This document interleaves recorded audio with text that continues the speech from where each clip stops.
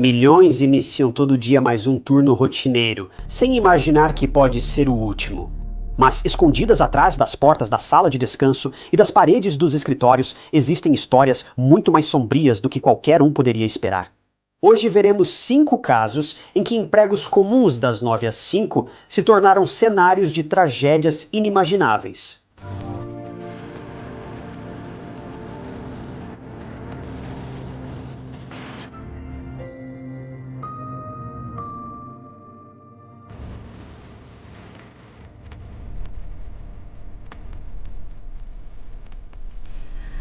Laura Black era uma engenheira elétrica de 22 anos na época do caso. Laura era jovem, brilhante, energética, inteligente e encantadora. Ela era descontraída e se dava bem com todo mundo, e ela havia sido recém-contratada pela ESL Incorporated em Sunnyvale, Califórnia. Laura era uma colega de trabalho dedicada e profissional, e mantinha um bom relacionamento profissional com todos na empresa. Ela gostava de aeróbica e, após o trabalho, costumava frequentar as aulas na academia local. Tudo isso vai ser importante mais tarde, então só lembre-se disso. Todos na ISL adoravam Laura. Ela era profissional, gentil e, no geral, uma adição incrível à equipe. Mas alguém gostava um pouco demais dela, e a linha entre admiração e obsessão logo ficou borrada. Logo que Laura entrou na ESL, chamou a atenção do técnico de software Ricardo Farley. Ricardo nasceu no Texas, mas por seu pai ser militar, a família mudou-se várias vezes. No fim, a família se mudou para a Califórnia. Após a faculdade, Ricardo conseguiu emprego como técnico de software na ESL Incorporated em Sunnyvale, Califórnia, onde Laura também trabalhava. Ricardo tinha 40 anos na época, enquanto Laura tinha 22 agora. Laura foi apresentada aos colegas quando foi contratada, e Ricardo a viu ali pela primeira vez. Instantaneamente ele ficou encantado. Para Ricardo, foi amor à primeira vista, embora unilateral, porque Laura não queria nada com Ricardo, mas Ricardo não ia deixar Laura escapar dele. Ele viu algo que queria e jurou de um jeito ou de outro fazer com que Laura o amasse a qualquer custo.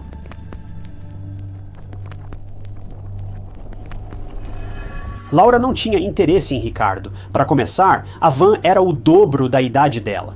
Além disso, mesmo sem a questão da idade, Laura não queria relacionamento. Ela tinha conseguido um emprego e queria manter as coisas assim. Mesmo assim, Laura fez o possível para manter uma relação distante e profissional com Ricardo. Ela deixou claro várias vezes que não estava interessada nele e que Ricardo deveria simplesmente deixar essa paixão de lado. Mas Laura mal sabia que Ricardo não estava apaixonado por ela. Ele também não estava amando. Embora Ricardo dissesse estar encantado por Laura, sua obsessão era sombria. Ele queria Laura só para ele, mesmo que ela o rejeitasse. Na visão de Ricardo, se Laura não se interessava, bastava mostrar o quanto se importava com ela. Limites, claramente, não era algo que Ricardo compreendia, então Ricardo começou a perseguir Laura intensamente. Ele deixava lanches, café da manhã e café na mesa de trabalho dela, e a enchia de presentes. Mesmo sem querer nada de Ricardo, que escrevia várias cartas e fazia coisas para deixar na mesa dela, Laura lidava com a obsessão dele. Uma coisa é receber alguém em uma nova empresa. Mas fazer coisas assim de forma tão regular e persistente para essa pessoa específica, isso não é nada normal. Além disso, Ricardo convidou Laura para sair tantas vezes que perdeu a conta, mas ela sempre dizia que não estava interessada. Sinceramente, eu sinto muita pena da Laura porque ela foi vítima da atenção indesejada do Ricardo várias e várias vezes. Foi sufocante para ela acordar e saber que teria que trabalhar diariamente, sendo perseguida pelo Ricardo o tempo todo, sem ver um fim. Laura tentava manter distância dele, mas precisava ser cordial, já que trabalhavam juntos. Será que o Ricardo entendeu a indireta? Claro que não. Ele era implacável na perseguição, cego pela obsessão que tinha pelo amor da Laura, como dizia. Sinceramente, era impossível argumentar com esse homem. Mas Ricardo começou a aumentar a pressão. Ele passou a ligar para o telefone do trabalho da Laura na mesa dela todos os dias, a cada poucas horas, perguntando a mesma coisa repetidas vezes. Laura estava exausta. Aquele homem não desistia. Ele a assediava no trabalho sempre que podia. Mas, e eu odeio dizer isso era só o começo. Richard Farley não ia aceitar um não como resposta, e as coisas estavam prestes a piorar muito.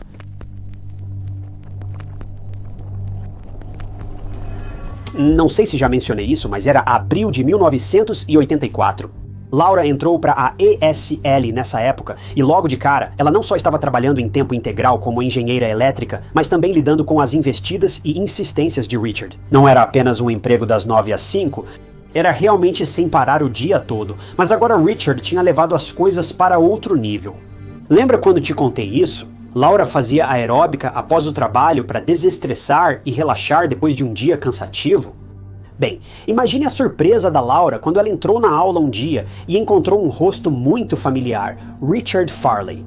Richard conseguiu descobrir onde Laura fazia essas aulas, e ele a seguiu até lá e até tentou ir ao extremo de fazer a mesma aula que ela. Nem após o trabalho, as horas eram seguras ou tranquilas para Laura. Richard agora perseguia Laura constantemente no trabalho e fora dele, e as cartas para ela aumentavam a cada dia. Richard continuava convidando Laura para sair, mesmo já tendo sido rejeitado centenas de vezes até agora. Mas outra coisa aconteceu também. Richard conseguiu acesso aos dados pessoais de Laura no trabalho. Ele pesquisou os registros de Laura no ESLHR e achou seu endereço e telefone pessoal. Esse é literalmente o pior pesadelo de qualquer pessoa. Você pensaria que Ricardo se limitaria ao trabalho para assediar Laura, como se isso já não fosse ruim. Mas agora, ele conseguiu encontrar o endereço residencial dela, e tenho certeza de que você já deve imaginar o que ele fez com essa informação. Ele seguiu Laura até em casa e continuou a persegui-la. Ele chegou até a fazer cópias das chaves da casa de Laura. Quando você pensa que nada pode piorar, Ricardo mostra que todos se enganam. Além disso, Ricardo zombou de Laura e a aterrorizou, enviando cópias das chaves de sua casa e cartas que a assustavam ainda mais. Além disso, Ricardo fez cópias das chaves das gavetas da mesa de Laura. Ele também passou a vasculhar a correspondência e outros pertences dela. Agora, obviamente, Laura descobriu que Ricardo estava perseguindo ela desde o trabalho até em casa. E isso fez com que, ou melhor, forçou ela a se mudar de casa várias vezes. Ela mudava de número, mudava de casa e nas primeiras semanas tudo ficava livre do Ricardo. Mas, de alguma forma, Ricardo sempre conseguia informações sobre os novos endereços e dados pessoais da Laura. A perseguição e o assédio continuavam de onde tinham parado. Laura foi assediada e perseguida a ponto de precisar se mudar de casa 4 vezes em pouco tempo. Richard estava literalmente fazendo de tudo para transformar a vida de Laura em um pesadelo, só porque ela não queria namorar com ele. Durante todo o período do terrível perseguição, Richard escreveu quase 200 cartas para Laura. Ele chegou a editar fotos dele com Laura, basicamente uma versão dos anos 1980 do Photoshop, e então ele enviava essas fotos para ela. Isso continuou por cerca de 1 ano. Laura foi perseguida por Ricardo por mais de 1 ano, e foi então que ela finalmente procurou os recursos humanos da ESL e relatou todos esses incidentes. Laura fez o possível para controlar a situação sozinha. Ela tentou fazer Ricardo entender, manteve distância e nunca deu sinais contraditórios para ele. A resposta sempre foi um não direto, todas as vezes, sem rodeios, mas agora já era o bastante. Laura denunciou Ricardo aos recursos humanos e, a princípio, Ricardo foi encaminhado para sessões de aconselhamento psicológico para ajudá-lo a parar de perseguir Laura. Mas elas foram praticamente inúteis. Ricardo foi às sessões, mas continuou perseguindo e aterrorizando Laura, que voltou a pedir intervenção do recursos humanos. Em 1986, Ricardo já causava confusão. Ele não fazia o trabalho direito e ameaçava colegas, sendo uma ameaça. Isso fez a ESL demitir Ricardo em maio de 1986. Tenho um pequeno problema com isso, apesar de ser ótimo que Ricardo tenha sido demitido. O principal fator que contribuiu foi que ele estava perdendo o jeito no trabalho e começando brigas aleatórias com outros funcionários. Não foi só por causa da Laura e do que ela viveu. O que Ricardo fez com a Laura já deveria ter causado sua demissão, mas só foi demitido quando começou a prejudicar. ESL, isso mostra realmente onde estava a lealdade dessa empresa, nas contas bancárias deles. Enfim, Ricardo finalmente se foi, mas a perseguição parou? Infelizmente, não parou. Para se vingar da ESL, Ricardo foi trabalhar na Covalent Systems Corporation em Sunnyvale, rival da ESL. Pouco após ele sair da ESL, Laura pediu uma ordem de restrição contra Ricardo. E isso foi em 1988. Uma audiência foi marcada para 17 de fevereiro de 88 para decidir se a restrição temporária seria permanente. Nesse ponto, Ricardo já vinha assediando Laura há um total de 4 anos. Eu nem consigo imaginar estar no lugar da Laura, ela deve ter ficado extremamente traumatizada. Mas infelizmente tinha mais. Desde que Richard foi demitido da ESL, ele vinha arquitetando um plano, afinal de contas. Tudo o que ele tinha agora era tempo livre, e Richard com tempo livre é uma combinação mortal. E antes da data do julgamento da ordem de restrição, Richard faria algo do qual não poderia voltar atrás.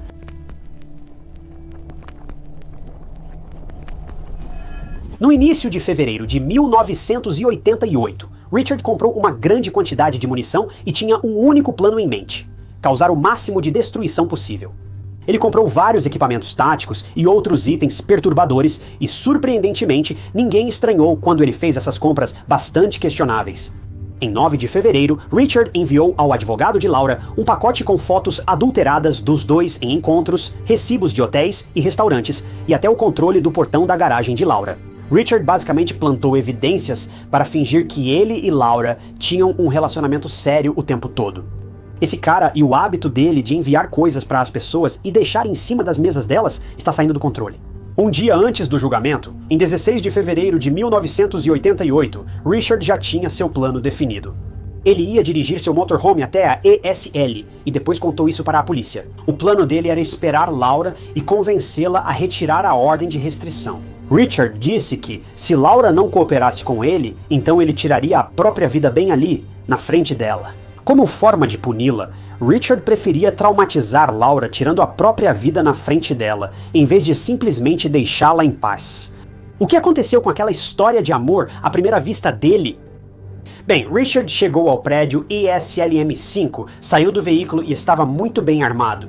O alvo final de Richard era Laura, mas ele causou 7 perdas trágicas no caminho até o escritório dela naquele dia. Mas ele ainda não terminou.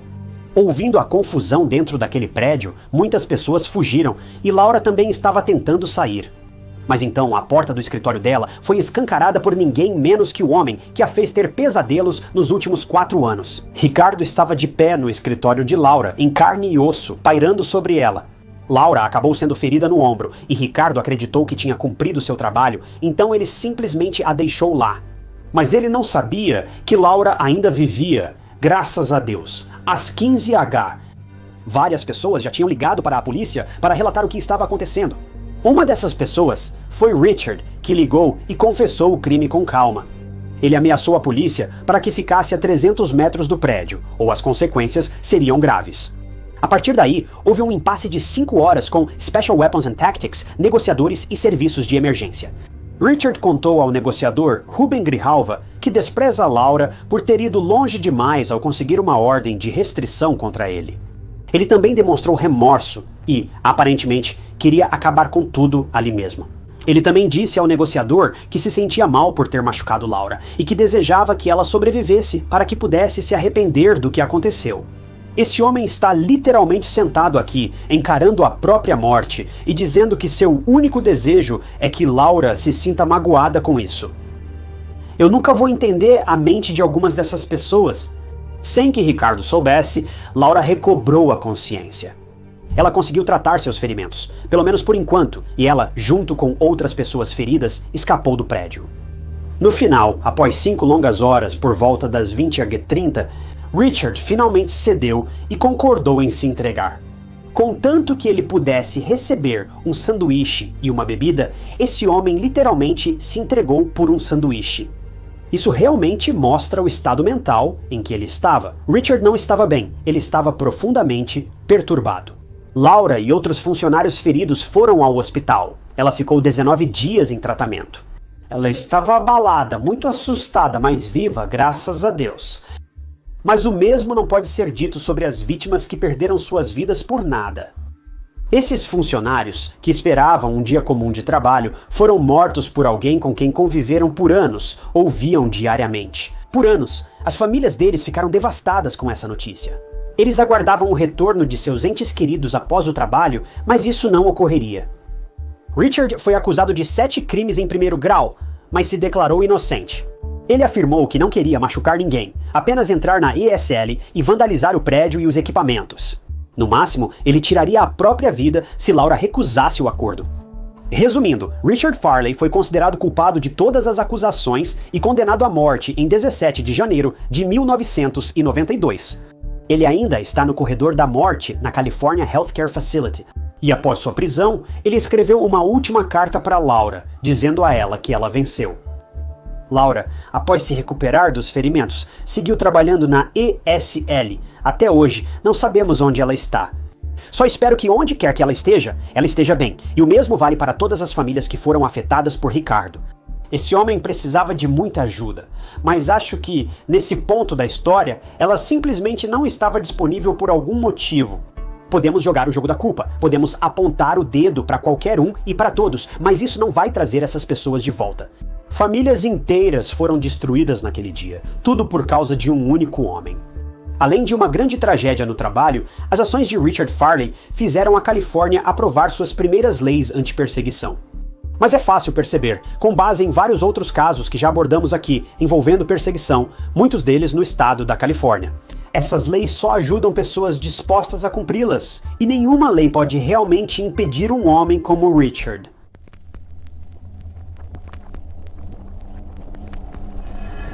Na manhã de 29 de maio de 2012, um gerente de operações da Thermo Fisher Scientific foi ao escritório de Michelle Mockbee, mas ela não estava. Ele achou estranho, pois Michelle havia chegado apenas uma hora antes e precisava fazer alguns papéis.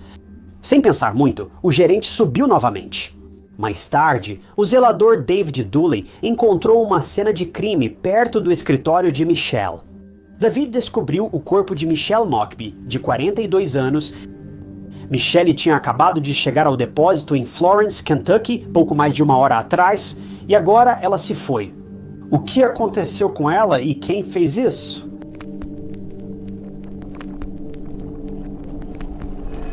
Michelle Mockbee era chefe de folha de pagamento no depósito da Thermo Fisher Scientific, em Florence. Ela conheceu seu marido, Dan Mockbee, na Thermo Fisher. Michelle era considerada amorosa, cuidadosa, otimista e, em geral, incrível. Michelle era uma mulher muito generosa, não tinha inimigos. Ela amava profundamente sua família. E com Dan e suas duas filhas, Madeline e Carly, Michelle levava uma vida tranquila e feliz. Mesmo após anos de casados, Michelle e Dan continuavam saindo para encontros regularmente. Michelle se encontrou pela última vez no dia anterior ao seu assassinato, no dia da lembrança. Dan e Michelle estavam muito felizes, sem problemas. Dan afirmou que no encontro deles, Michelle estava como sempre, e ela não estava preocupada nem assustada com nada. Michelle também era querida pelos colegas de trabalho. Ela trabalhava na Thermo Fisher há 16 anos, era como família, então quem poderia ter feito isso com Michelle? Bem, funcionários da Thermo Fisher chamaram a polícia para descobrir isso. Quando a polícia chegou ao depósito da Thermo Fisher, queria rastrear os últimos passos de Michelle. Eles também ligaram para o marido de Michelle, Dan, que estava em casa, já que ele tinha o dia de folga. De acordo com Dan, ele estava em casa, apenas dormindo. Quando Dan chegou ao depósito e soube do falecimento de sua esposa, ele desabou completamente. Dan estava inconsolável. Dan já disse que Michelle fazia seu sol e vida brilharem mais. E agora ela foi encontrada assassinada no próprio local de trabalho. A polícia inicialmente apontou Dan como principal suspeito, pois é o procedimento comum. Na maioria dos casos em que um cônjuge é encontrado morto, a pessoa mais próxima da vítima é tratada como potencial pessoa de interesse. Mas Dan logo foi descartado, ele não tinha álibis. Ele estava dormindo em casa, então a polícia pediu para ele fazer um teste do polígrafo e no final ele passou. A polícia não via razão para Dan matar a esposa assim, e se ele fez isso, por que teria sido no trabalho dela? Então, depois que Dan foi liberado de suspeitas, a polícia voltou sua atenção para as pessoas do depósito. Naquela época, a polícia acreditava que quem atacou Michelle era alguém que tinha que estar presente no depósito naquele momento. O ataque contra Michelle foi muito violento. Usaram um objeto pesado para golpear Michelle na cabeça. O corpo foi achado amarrado e com um saco plástico na cabeça. Também havia evidências na porta do escritório de Michelle, assim como no carpete próximo, então, julgando por essas evidências, Michelle não faleceu imediatamente após o crime. A porta do escritório de Michelle também tinha marcas, aparentando terem sido feitas por uma chave de fenda ao tentarem arrombá-la. Mas eles não tiveram sucesso. Mas a grande pergunta ainda permanecia: quem poderia ter feito isso com Michelle? E por quê?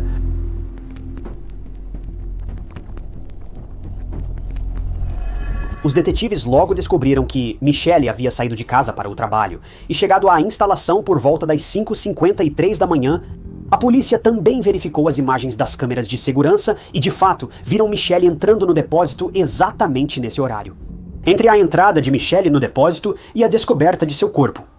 A polícia queria procurar qualquer atividade suspeita. Eles queriam ver se algum dos 13 funcionários era suspeito ou fez algo fora do comum.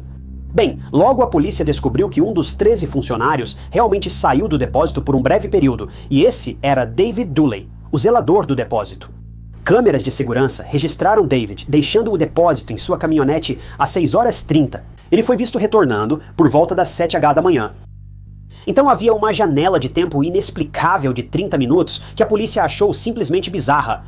David se tornou suspeito do assassinato de Michelle por ter encontrado o corpo dela. Ao ser questionado pela polícia, David explicou o ocorrido. Veja, David disse que sua esposa estava muito doente, esquecia as coisas e tinha dificuldade de audição. David ligou várias vezes para sua esposa no trabalho e, sem resposta, ficou preocupado. David pensou que algo podia ter acontecido com ela em casa, como tropeçar e cair, e que talvez precisasse de ajuda. Ele entrou na caminhonete para ver como ela estava. Era plausível, mas a polícia queria falar com a esposa de David para esclarecer a história.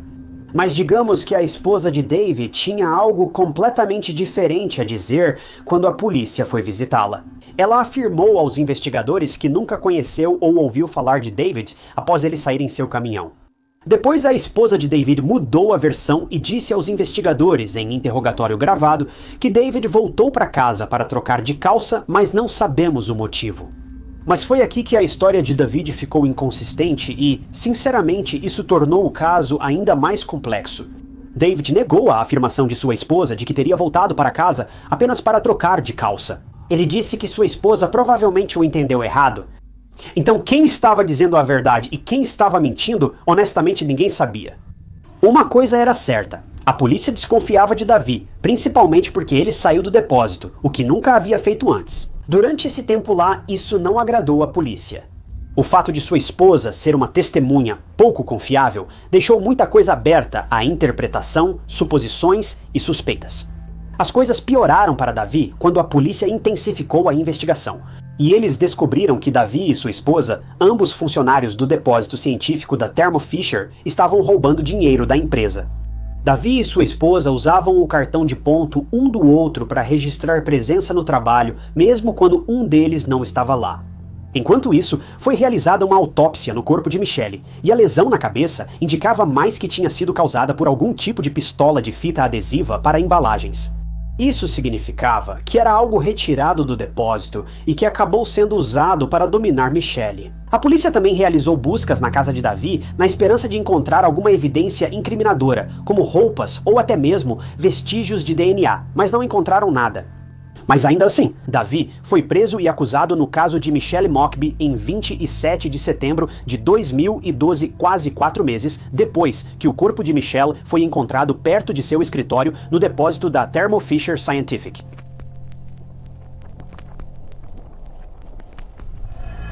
Testes de DNA foram feitos porque vestígios desconhecidos foram encontrados no corpo de Michelle, mas não correspondiam ao DNA de Davi. Não sei se os testes de DNA foram comparados com Dan ou outros funcionários da Thermo Fisher, mas foi nisso que toda a defesa se baseou. David manteve sua inocência até o fim e afirmou no julgamento que não tinha nada a ver com o assassinato de Michelle. A promotoria foi chefiada por Linda Talley Smith, e ela acreditava que David estava tentando invadir o escritório de Michelle no dia do crime. Isso explicaria as marcas de arrombamento na porta de Michelle. Mas durante o ato, ele foi pego por Michelle, e isso o levou a atacá-la, dominá-la e imobilizá-la. Michelle era chefe do departamento de folha de pagamento. É plausível que David tentasse invadir o escritório para roubar, considerando o histórico de furtos dele e da esposa. Mostraram imagens das câmeras com David saindo do depósito após o crime de Michelle e o interrogatório gravado de sua esposa, que era muito contraditório. Inicialmente, ela afirmou não ter visto David chegar em casa e depois mudou sua versão. Mesmo sem nenhuma prova concreta que pudesse ligar David ao caso de Michelle com certeza, o júri voltou com um veredicto de culpado. Em 2014, David Dooley foi condenado à prisão perpétua pelo assassinato de Michelle McBee e recebeu mais 5 anos por adulteração de provas. Mesmo após a sentença, David manteve sua inocência e alegou tratamento injusto e falta de tempo para se defender. Bem, se você achou que o caso tinha acabado, tem mais, porque depois da sentença, aconteceu um drama que garantiu a David um novo julgamento. Mas estou me adiantando um pouco, entendeu? Descobriu-se que o principal detetive no caso de Michelle, Bruce McVeigh, e a promotora, Linda Talley Smith, estavam envolvidos em um caso amoroso. Essa notícia veio 2 anos após a sentença, quando um denunciante revelou uma fofoca quente. À primeira vista, isso não parecia bom. Um caso como esse e um relacionamento extraconjugal no meio de tudo isso, isso seria prejudicial para todos e tudo envolvido. Mesmo que não saibamos a linha do tempo exata do caso, Bruce e Linda enfatizaram que realmente tiveram um caso. Começou semanas após o julgamento, mas, segundo o denunciante, o caso já estava ativo durante o julgamento. Era realmente contraditório. Depois, outras coisas surgiram após essa confusão. Quando isso veio à tona, veja, o detetive principal, Bruce McVeigh, não se preocupou em analisar outra gravação de vigilância. A gravação mostrava um homem de roupas escuras vagando pelo depósito antes do assassinato. Talvez não fosse nada, talvez fosse algo. O fato de o investigador principal não ter verificado todas as possibilidades antes de acusar David já foi suspeito.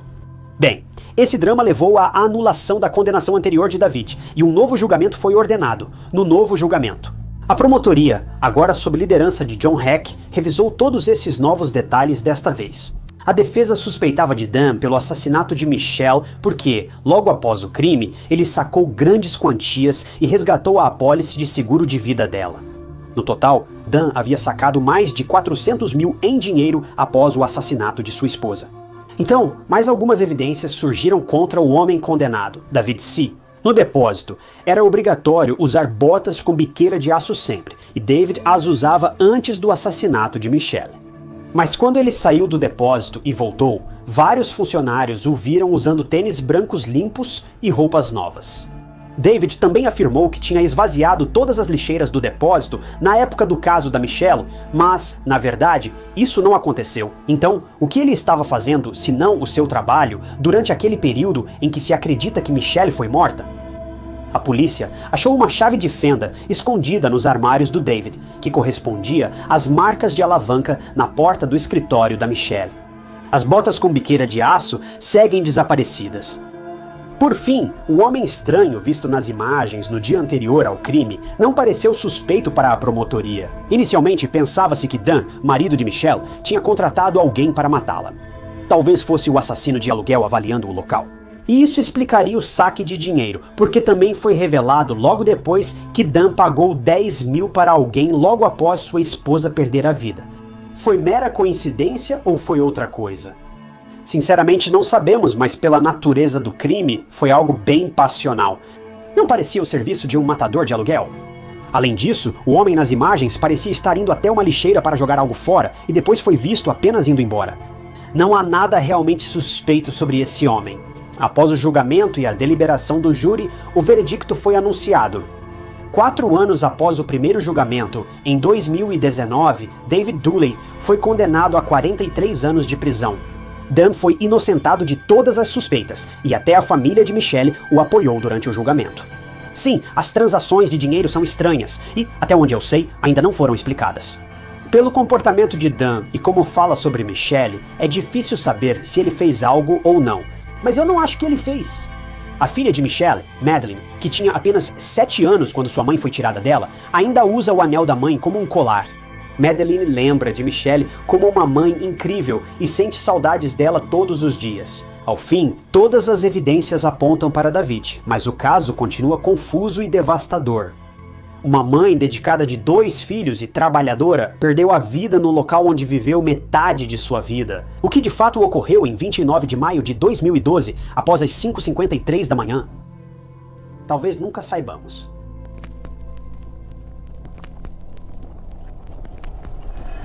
O caso de Nicholas Cordova é estranho. Sendo marido, pai de 2 filhos e um cara comum, Nick não é o tipo de pessoa que você esperaria ver envolvido em uma história de crime real.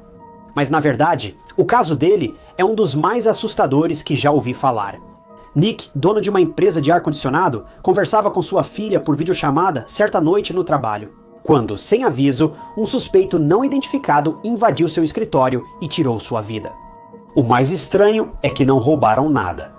Ficou muito claro que esse criminoso queria apenas a vida do Nick, nada mais. O evento foi registrado pelas câmeras de segurança, mas, mesmo com uma imagem clara do rosto do autor, ninguém sabia quem era esse homem.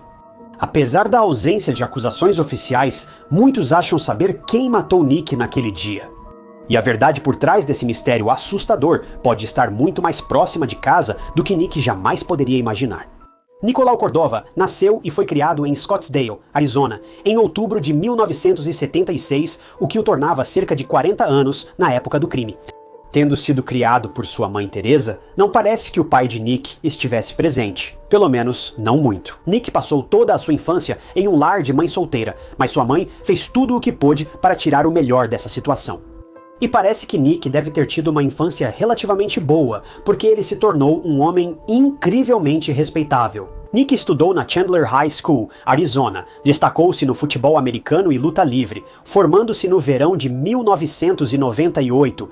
Após a escola, Nick decidiu seguir seu amor por atividades extracurriculares e tornou-se personal trainer.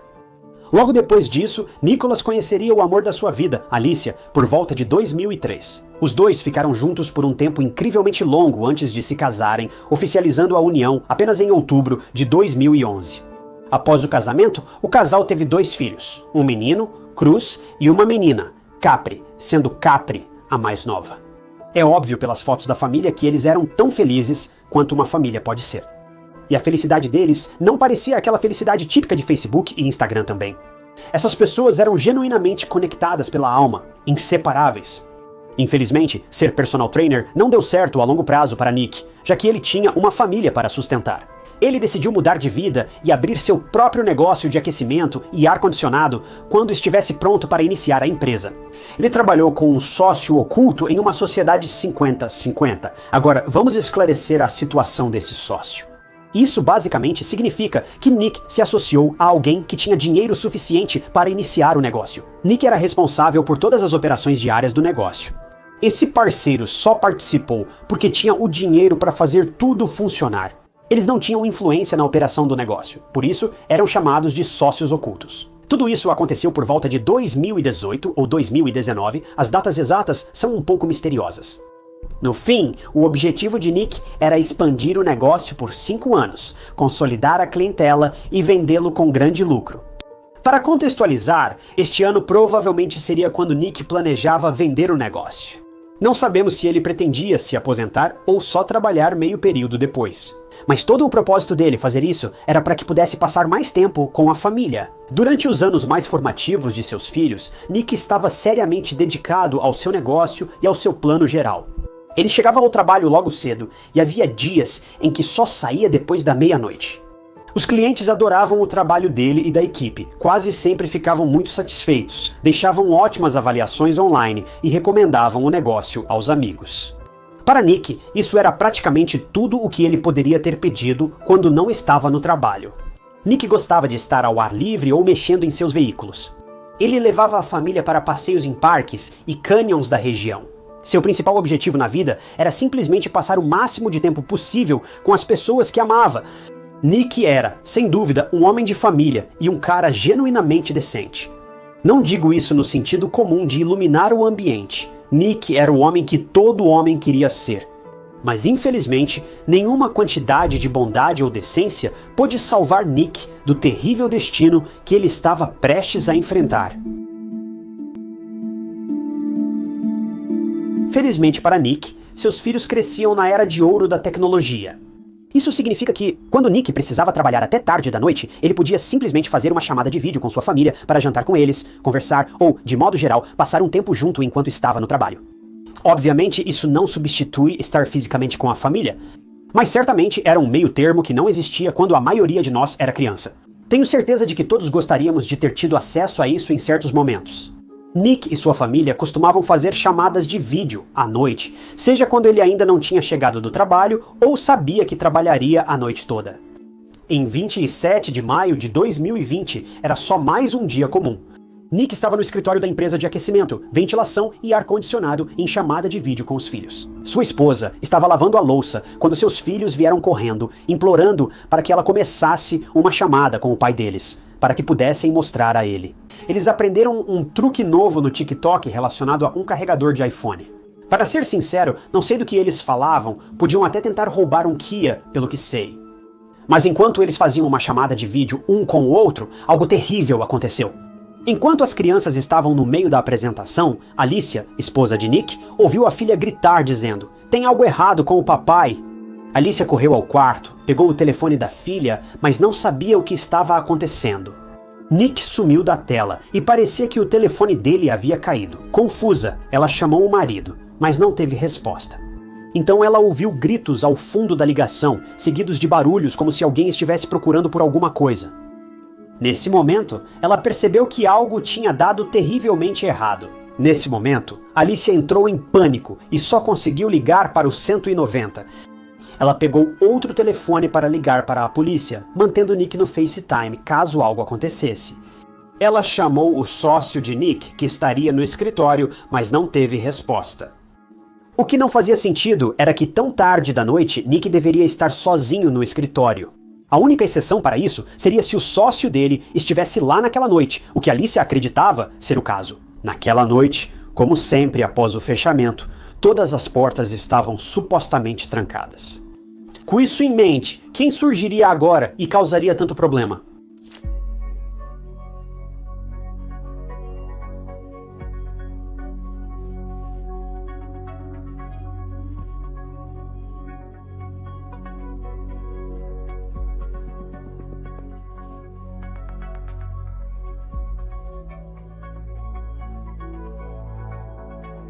(511) West Guadalupe, sim. Nick com 1 e 13511 com o número da estrada seguinte, 13. Enquanto tudo isso acontecia, Alicia gritava ao telefone para que quem estivesse lá deixasse o marido dela em paz. Ela anunciou que já tinha chamado a polícia e eles responderam rapidamente, chegando em tempo recorde. Depois que desligou o telefone com a polícia, Alicia pegou os filhos, entrou no carro e foi direto para o negócio do Nick. Ela ligou para a mãe dele no caminho, avisando que algo tinha acontecido. E ela acha que Nick foi atacado, pedindo para que ela chegasse ao negócio o mais rápido possível, quando Alicia finalmente chegou ao negócio de Nick. Ela ficou devastada ao descobrir que, assim como temia profundamente, seus instintos estavam corretos.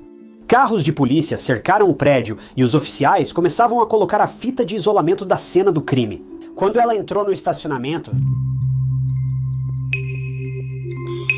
a cena estava iluminada por luzes vermelhas e azuis, dificultando enxergar por causa das luzes piscando e do caos. Ao estacionar, Alicia pediu aos filhos que ficassem esperando no carro. Ela então correu em disparada em direção à frente do prédio, ignorando completamente a fita de isolamento e correndo em direção ao escritório do marido. 2 policiais a seguraram antes que ela entrasse no prédio, e ela percebeu que não havia ambulância ali. Ela perguntou aos policiais onde estava a ambulância, e ambos apenas a encararam por um breve momento. Ela perguntou se o marido havia se ferido. E foi então que eles foram obrigados a dar a notícia, exatamente como Alicia temia. Nick havia sido atacado, mas infelizmente ele não sobreviveu até hoje. Mais de 3 anos depois, a polícia ainda não revelou publicamente como Nick perdeu a vida. Tudo o que sabemos com certeza é que, felizmente, pela pura graça de Deus, os filhos de Nick não presenciaram nada. Mesmo estando em uma chamada de vídeo com ele, Alicia sentiu que sua vida, como conhecia, havia acabado. A polícia relata que testemunhas viram 2 homens fugindo do local, e um deles foi flagrado por câmeras de uma loja de conveniência próxima. Imagens de câmeras de segurança não ajudam se quem conhece a pessoa tem medo de falar. Mas há 2 aspectos desse crime que, para mim, são totalmente insanos. Esse crime ocorreu às 17h28, podendo variar 1 ou 2 minutos. O estabelecimento já tinha fechado há um bom tempo, por volta das 17h. Mas de qualquer forma, ainda era pleno dia, o sol só se poria dali a uns 30 minutos ou mais. A área ao redor do negócio de Nick era muito povoada por outros estabelecimentos, muitos ainda abertos nesse horário. Esse foi um crime incrivelmente público, considerando a quantidade de pessoas que poderiam estar por perto para testemunhar qualquer coisa estranha acontecendo. Mas o que também é extremamente estranho é que esse crime parece ter sido muito bem organizado. De acordo com tanto Alicia quanto a polícia, os criminosos invadiram o negócio de Nick, tiraram sua vida e estavam a caminho de uma loja de conveniência próxima. Em apenas 5 minutos, eles agiram rápido e não permaneceram no local. Eles tinham uma missão, a cumpriram e seguiram com o dia deles. Para ser ainda mais específico, Alicia diz que a chamada FaceTime com Nick começou às 17h25. Às 17h30, ela ligou para o 911 e às 17h33, os homens estavam na loja de conveniência, durante todo o caminho pela estrada. Parece quase impossível como tudo isso aconteceu tão rapidamente. Agora, você deve se lembrar que, há pouco, eu mencionei que Nick deveria estar sozinho em seu escritório, e isso certamente é verdade. Ele deveria estar. Mas essa foi uma semana meio estranha. Veja, o sócio silencioso de Nick, David Sweetman, raramente aparecia no escritório. Afinal, o papel dele no negócio era ser silencioso. David aparecia cerca de uma vez por mês, provavelmente para receber relatório e pagamento. Mas na semana em que Nick perdeu a vida, não foi assim. Na semana anterior ao crime, David Sweetman passou muito tempo na Gilbert Ayer, empresa de Nick. Ele apareceu na segunda, terça e quarta. E, como o destino quis, ele estava lá na noite em que o ataque aconteceu novamente, bastante tempo depois que a empresa já havia fechado para a noite. Agora você pensaria que David teria uma ideia bem clara do que aconteceu naquela noite. Segundo ele, não sabe o que ocorreu, pois foi nocauteado logo no início do crime. Ele afirma não saber se foi atingido ou o que ocorreu. Tudo que ele sabe é que desmaiou segundos antes do crime ocorrer. Até agora, nenhuma declaração de Davi aos investigadores foi divulgada. Mais estranho ainda, segundo um artigo que achei, a polícia nunca citou outra pessoa presente naquela noite. Segundo a documentação pública, Nick era a única no prédio quando os investigadores chegaram. Agora, obviamente, não podemos afirmar isso com certeza, afinal, David afirma que estava lá, e não temos nenhum motivo para acreditar que isso não seja verdade. É bem provável que a polícia nunca tenha mencionado David sendo encontrado na cena, porque, de toda forma, eles acreditam que ele não teve nenhum papel no crime e era amplamente irrelevante. Por que divulgar informações irrelevantes para a investigação? Mas essa estranha falta de atenção aos detalhes certamente despertou algumas teorias entre os detetives de poltrona que estão levantando a questão. David estava realmente lá, ou isso era algum tipo de história de cobertura que ele inventou agora? Este é o momento de desmentir as teorias mais extravagantes sobre este caso. Alicia sabia que David estava lá naquela noite. Nick disse a ela que estava, então se Alicia sabia, a polícia também sabia. Afinal, Alicia falou disso em várias entrevistas e David não foi discreto sobre sua presença. Então, o simples fato dessa informação ter se espalhado até mim descarta que isso fosse algum tipo de encobrimento secreto. Vi pessoas dizendo que David pode ter inventado estar no prédio naquela noite e ser um dos autores do crime. Mas se há algo nesse caso que pode ser confirmado, é que David estava, de forma bastante óbvia, naquele prédio, na noite da morte de Nick. Para mim, a única questão é, David está contando toda a verdade sobre o que aconteceu agora? Alicia nunca foi abertamente crítica em relação a David, pelo menos não de forma direta. Ela achou um pouco suspeito David ter ido ao escritório 3 vezes na semana antes da morte de Nick, mas nunca fez acusações ou insinuações. Mas o simples fato de ela ter mencionado isso prova que achou essa situação um pouco incomum. Curiosamente, nas anotações da polícia, só mencionaram uma pessoa ferida na invasão, presumivelmente o Nick. Então, se o David tivesse sido nocauteado como ele afirmou, ele não deveria ter sido incluído nessa lista também. Mas é aqui que as coisas começam a piorar um pouco, entende? Quando Nick virou coproprietário de Gilbert Ayer em 2018, pediu um seguro de vida de 3 milhões, nomeando Alicia, sua esposa, como beneficiária sem que ela soubesse. Em dezembro daquele ano, o beneficiário foi alterado para Gilbert Ayer. Assim, no caso do falecimento de Nick, Gilbert Ayer ou seus proprietários receberiam o pagamento de 3 milhões, não sua esposa. Agora, Fazer um seguro de vida para um sócio ou funcionário pode parecer ridículo, mas não é tão incomum quanto parece. Isso garante o funcionamento da empresa mesmo se um líder falecer. Basicamente, isso ajuda a empresa a se manter de pé enquanto os funcionários restantes tentam encontrar um novo líder. Então, é algo bem óbvio. Após a morte de Nick, David Sweetman ficou como o único herdeiro da Gilbert Air, pois era o único sobrevivente ligado à empresa. Aparentemente, a Gilbert Air não opera mais, indicando que David Sweetman encerrou a empresa após a morte de Nick. A questão é que isso não é tão suspeito, porque, obviamente, David não sabia nada sobre administrar uma empresa de aquecimento, ventilação e ar-condicionado, por isso ele deixou tudo com o Nick, mas isso não fica bem. Que assim que o sócio dele falece e a esposa do sócio descobre que ficou sem um centavo, esse homem não se dá ao trabalho de dar nem um centavo para a esposa enlutada. Ainda mais quando a gente já sabe que esse homem devia ter uma boa grana guardada no banco. Porque, 5 anos antes, a esposa de David, Laura Sweetman, morreu misteriosamente afogada em uma banheira. E veja bem, isso aconteceu logo após um divórcio bem complicado entre os dois.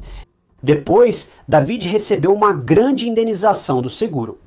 Isso seria visto apenas como algo muito trágico, mas ao considerar todo o mistério e suspeita sobre a morte de Nick, isso muda a perspectiva. Como se não bastasse, achei uma reclamação registrada em 2014 sobre outro negócio de David Sweetman.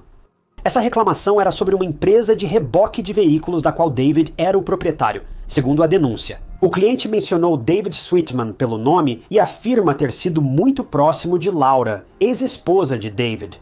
O relatório afirma que David aplicava um golpe em um Jack in the Box local no Arizona, onde trabalhava com o gerente do restaurante. Para rebocar carros ilegalmente do estacionamento, basicamente, ele remove esses carros sem nenhum motivo real.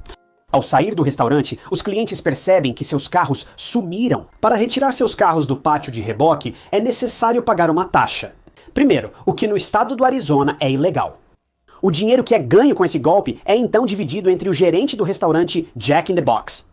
Em seguida, repetem o processo. Na maioria das vezes, as vítimas do golpe não têm recursos para levar a situação à justiça, então David se safou do golpe repetidas vezes. Lembrando que isso é só uma reclamação, não um relatório legal, então não posso garantir a veracidade. Mas a reclamação terminou com uma observação muito curiosa.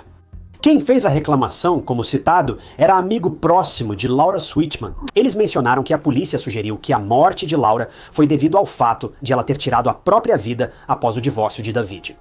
No entanto, esse amigo afirma que Laura estava nas nuvens por ter se divorciado dele. Com certeza, não estava deprimida. Eles disseram que Laura suportou anos de abuso físico e mental de David. E eles até afirmaram que Laura havia confidenciado a eles, em várias ocasiões, que David a ameaçou de envenenamento. Agora, não posso confirmar essa denúncia, mas com certeza é algo para se pensar. Mas quando David foi sacar o seguro de vida de Nick Cordova, Alicia Cordova entrou com uma queixa no tribunal, alegando que a mudança dos beneficiários foi fraudulenta. Esse caso ainda está pendente, portanto não sabemos o resultado do processo.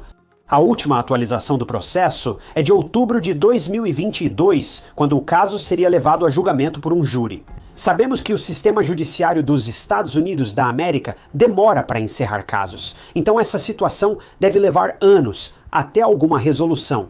Mas no final das contas, é por isso que algumas pessoas estão sendo levadas a acreditar que David pode ter tido envolvimento nesse caso, afinal de contas. Mas isso é pura especulação, e não temos nenhuma evidência real para acreditar que a polícia suspeite de David Sweetman de forma alguma. Eles certamente nunca o citaram publicamente, de qualquer forma, mas tem algo nesse cara e na história dele que simplesmente não me desce. Admito que acredito no princípio de inocência, até prova em contrário, independentemente do ambiente político atual, incluindo a cultura do cancelamento. Agora, nunca vou sugerir que Davi esteve envolvido de alguma forma sem ver algum tipo de evidência. Afinal, esse homem pode ter perdido a esposa e o melhor amigo em menos de 5 anos.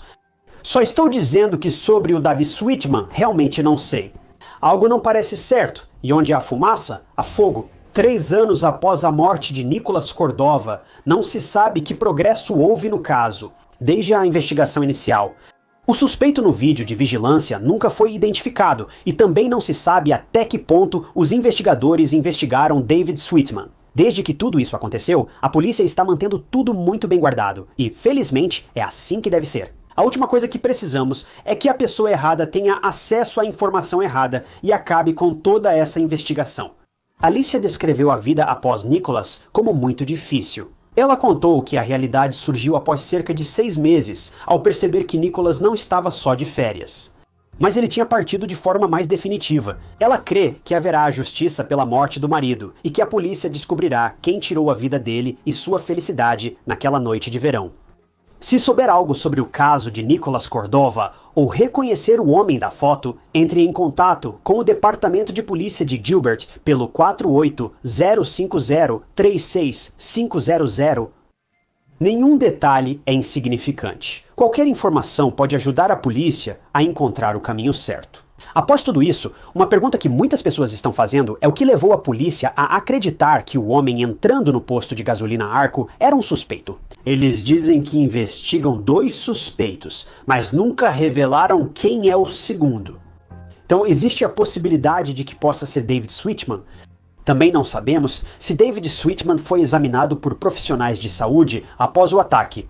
Se ele foi, então os médicos deveriam ser capazes de verificar se ele realmente se machucou ou foi nocauteado. Naquela noite em que Nicholas faleceu, esse caso é muito difícil de engolir, porque parece que deveria ser simples de resolver, quero dizer. O suspeito foi capturado claramente pelas câmeras de segurança, mas infelizmente as imagens de vídeo só nos levam até certo ponto.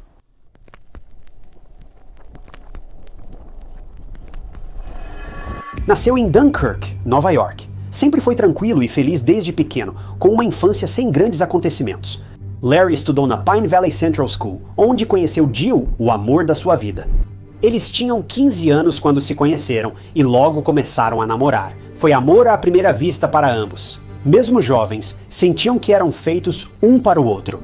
Larry sempre quis trabalhar com crianças. Ele também era muito apaixonado por ensinar, então ficou decidido que ele iria cursar pedagogia na SUNY em Fredonia. Ele fez mestrado na Universidade Walden e virou professor substituto em uma escola local. Larry e Jill se casaram e iniciaram uma família. Eles se mudaram para Hamburgo e logo tiveram uma filha. Larry era ótimo marido, pai amoroso e excelente professor. Como o emprego dele era temporário, tinha dificuldade em achar vaga permanente. Bem, foi aí que ele encontrou uma vaga na Toys R Us, Estados Unidos. Era para o cargo de gerente assistente. Mesmo não sendo exatamente o que Larry queria, ele se candidatou e ele realmente conseguiu o emprego. E logo, Larry se apaixonaria pelo novo trabalho. Larry amava tudo. Brinquedos, brincar e fazer todos sorrirem eram as coisas favoritas de Larry. E assim que ele colocou os pés na maior loja de brinquedos do mundo, ele soube que estava exatamente onde deveria estar. Larry adorou. Na Toys R Us, ele se dava bem com os colegas, e apesar dos turnos puxados, Larry aproveitava ao máximo. Para Larry, trabalhar na Toys R Us era um sonho. Ele estava indiretamente perto de crianças, só que não em uma sala de aula, e isso era muito mais revigorante para Larry. Trabalhar aqui virou uma experiência incrível, nem parecia mais um emprego. O trabalho dele aqui tinha se tornado parte de quem ele era, mas Larry jamais poderia imaginar que, justamente no lugar que ele amava, ele perderia a vida em breve.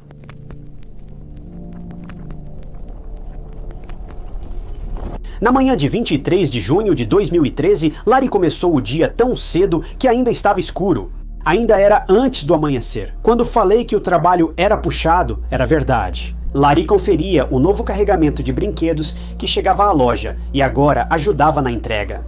A entrega foi feita, tudo foi conferido, o motorista foi embora e Larry entrou no escritório dele, então tudo estava indo bem. Por volta das 5 da manhã, 2 outros funcionários chegaram ao estabelecimento para começar seus turnos do dia. O jeito que a Toys R Us funcionava era que os funcionários tinham que avisar o gerente lá dentro para deixá-los entrar, e depois que eles entravam, as portas eram trancadas novamente. Era mais seguro, pois as lojas abriam em horários estranhos, e ninguém queria invasores no prédio.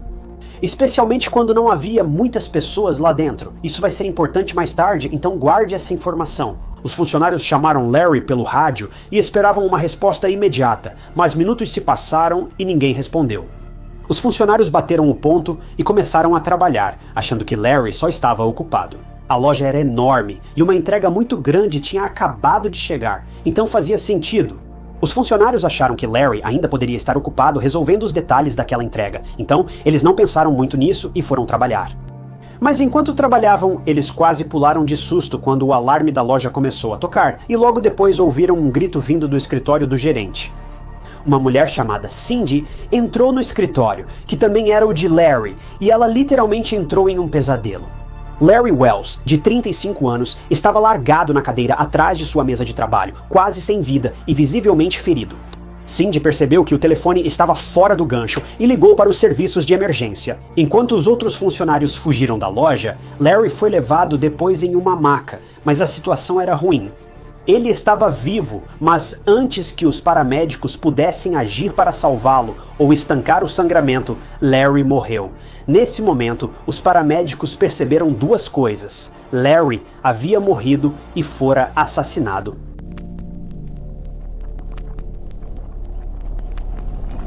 Com a notícia da morte de Larry se espalhando, os investigadores estavam na Toys R Us, intrigados. Sem sinais de arrombamento. E como você lembra, Larry cuidava da entrada na loja. Então, o agressor era provavelmente alguém que conhecia Larry, ou o agressor simplesmente tinha acesso à loja de alguma forma? Mas mais importante ainda, por que escolher Larry como alvo? Qualquer um que falasse sobre Larry diria a mesma coisa. Ele era um gerente incrível, sem inimigos ou razão para alguém machucar Larry. A polícia vasculhou a loja e, embora não tenha encontrado o assassino, encontrou algumas coisas estranhas no escritório de Larry. O escritório inicialmente não parecia estranho, era exatamente como se espera de um gerente assistente após uma grande entrega. Papéis estavam sobre a mesa, tudo parecia em ordem e nada foi roubado. Enquanto investigavam, notaram algo nas câmeras de vigilância. Veja. O sistema de câmeras de vigilância do escritório de Larry teve seu cabo principal suspeitamente puxado. Na época, os detetives não sabiam se Larry puxou o cabo acidentalmente ou para reiniciar o sistema, mas era estranho. Mesmo assim, sem um sistema de circuito fechado de televisão ativo, Larry não podia ver os funcionários chegando pela loja para trabalhar, chamando-o pelo rádio para deixá-los entrar. E esse era um detalhe que continuava incomodando a polícia. Outra coisa notada pelos investigadores, que depois resultaria numa grande descoberta, foi um boné dos Florida Gators jogado no chão. A polícia recolheu o boné como evidência, enviou para análise e o mostrou a outros funcionários. E nem eles sabiam de quem era, mas tinham certeza de uma coisa: não era do Larry. Os investigadores interrogaram todos os funcionários da loja de brinquedos para descartá-los como suspeitos. Só eles estavam com Larry naquele momento. Então, os detetives queriam esclarecer a história deles e descobrir quem poderia ter participado do assassinato brutal do Larry. Enquanto isso, o DNA no chapéu não pertencia ao Larry nem a nenhum dos funcionários presentes no momento do assassinato. Surpreendentemente, o DNA do cabo de circuito fechado de televisão arrancado era igual ao dos jacarés. Então, os investigadores tinham algo sobre o assassino, só precisavam descobrir quem era. Mas quando a notícia dessa tragédia chegou até Jill, a esposa de Larry, Jill ficou completamente devastada com a notícia da morte do marido. Ela estava grávida na época da segunda filha de Larry, e eles estavam no meio do processo de escolher nomes para ela. Larry adorava o nome Peyton, mas agora Larry não estaria presente para criar sua nova filhinha. Jill estava arrasada. Ela perdeu o marido, seu companheiro para sempre, e não sabia como iria continuar com a vida sem ele ao seu lado. Ela queria respostas e queria que quem fosse responsável pelo assassinato de Larry pagasse por suas ações, mesmo sabendo muito bem que nada disso traria Larry de volta. Jill recebeu apoio dos colegas de trabalho, amigos de Larry e até dos brinquedos nesse momento trágico. Especialista americano em prevenção de perdas, Bernard Grucha. Bernard era um amigo próximo de Larry e, na verdade, foi uma das pessoas que contratou Larry. Bernard e Larry se conheciam há anos, e ele ficou completamente arrasado. Ele tentou consolar Jill, mas também estava abalado. Bernard também foi muito aberto com a polícia, e fez o possível para ajudar com qualquer pergunta ou dúvida sobre o assassinato de Larry. Os investigadores estavam sinceramente perdidos. Eles não sabiam qual linha investigar e não encontravam pistas que indicassem a direção certa. Tudo o que podiam fazer por enquanto era revisar as imagens das câmeras de segurança e torcer para que conseguissem encontrar algumas respostas também. Ao revisar as câmeras de segurança, localizaram uma figura misteriosa fora da porta da loja pouco após 4 horas da manhã. Como havia muitas câmeras, Os detetives levaram um tempo para analisar as imagens e localizaram a pessoa misteriosa na loja. Parecia um homem vestindo roupas escuras e com o rosto coberto por um lenço. Ele usava o mesmo boné do Florida Gators Championship, achado no chão do escritório de Larry. Os investigadores também conseguiram identificar a grande e afiada arma que o homem foi visto carregando em uma das câmeras. Assustador não era só um homem armado entrar em uma loja de brinquedos, mas também ele andar tão casualmente pelos corredores. Ele não parecia confuso nem procurando o caminho certo. Após revisar as imagens, a polícia concluiu que o homem conhecia bem a loja. Será que ele já esteve lá antes? Será que ele estava planejando matar Larry o tempo todo? O que estava acontecendo? Em seguida, os investigadores notaram que o homem foi direto à sala do subgerente e fechou a porta. E minutos depois, todas as câmeras de segurança ficaram pretas. Os detetives sabiam o que o homem fez. Ele sabia que as câmeras eram controladas da sala do subgerente. Então ele entrou e puxou o cabo principal, tornando as câmeras inúteis e eliminando a possibilidade de ser pego. Os investigadores se recostaram e pensaram profundamente. Eles tinham um boné do campeonato dos Florida Gators, imagens granuladas de câmeras e uma cena de assassinato diante deles. Precisavam desse elo para juntar tudo e tentar resolver o caso de vez. E foi aí que algo atingiu os investigadores como uma onda gigante. O teste de DNA coletou o material de todos na loja e os descartou como suspeitos. Mas eles esqueceram de uma pessoa, a única que esteve ali, bem na frente dos investigadores o tempo todo, ajudando-os respondendo perguntas e estando ao lado dos entes queridos de Larry, alguém que chorou por Larry junto com sua família. Bernardo Grucha.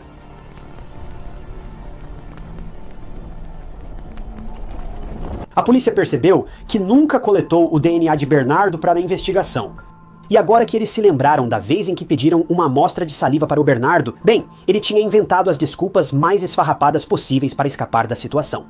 Julgando pela apreensão inicial do Bernardo em dar uma amostra para o teste de DNA, os investigadores pensaram que precisariam agir como detetives para obter o DNA do Bernardo.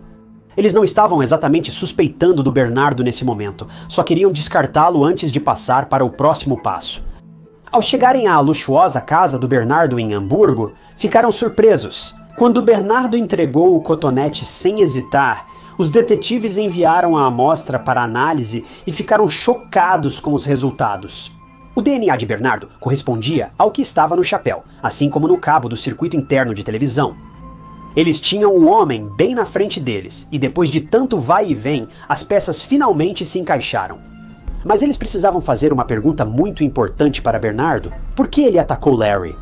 Descobriu-se que Bernardo vivia uma mentira. Sua casa cara, seus carros e todas as coisas luxuosas que ele tinha, tudo era uma ilusão. Quer dizer, a casa era bem real, não me entenda mal, mas Bernardo estava endividado, e muito, $1 milhão para ser exato. E como ele estava tentando pagar essa dívida, hein? Roubando brinquedos e mercadorias de várias lojas Toys R Us e vendendo no eBay, ele fez uma fortuna com esse esquema ilegal, cerca de 200 mil. Ah, e a família de Bernard também era uma bagunça. Ele era fisicamente abusivo com a esposa, empurrando-a várias vezes e até mesmo a jogando escada abaixo. Em determinado momento, sua esposa obteve uma ordem de restrição contra ele. Os investigadores entrevistaram Bernardo, que negou qualquer envolvimento no assassinato de Lário. Mas o DNA contou uma história diferente.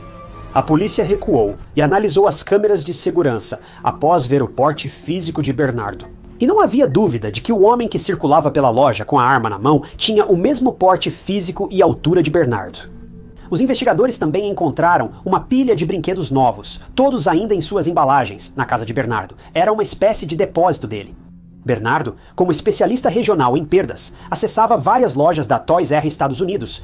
Ele usava seu poder para roubar brinquedos dos carregamentos e vendê-los no eBay. Para pagar sua dívida, ele foi preso e acusado de matar Lário, ficando sem fiança até julho de 2014, quando admitiu homicídio culposo.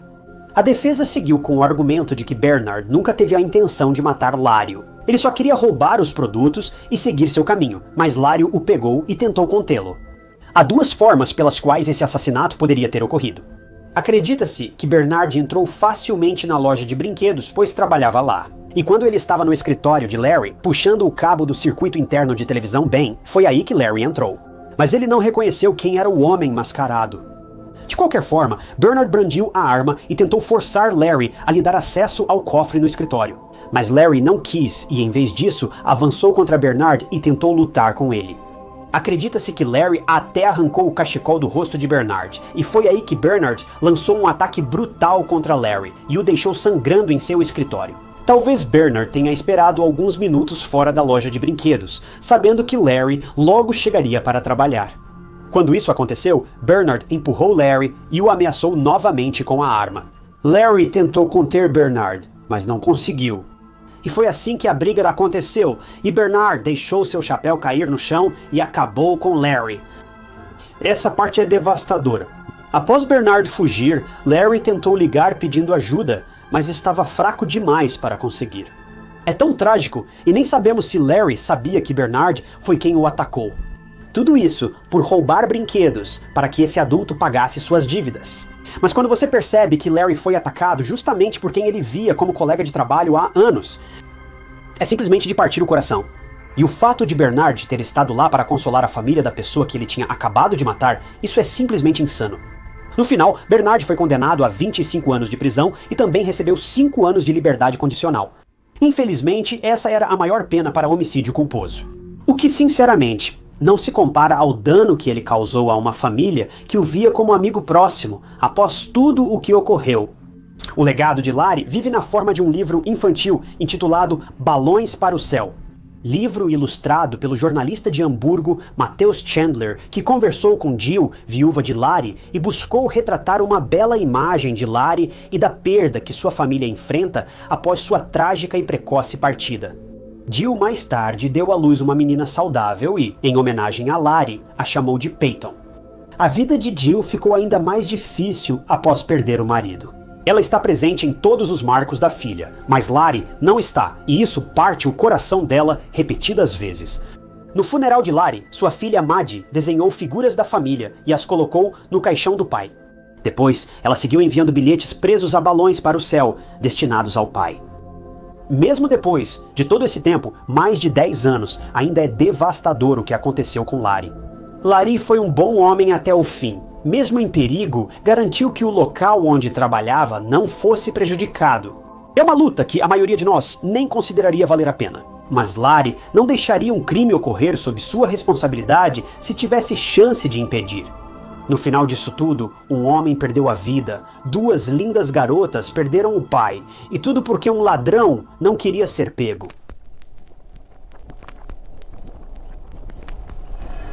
Somos ensinados a ajudar outras pessoas em necessidade, mas às vezes nem praticamos o que pregamos.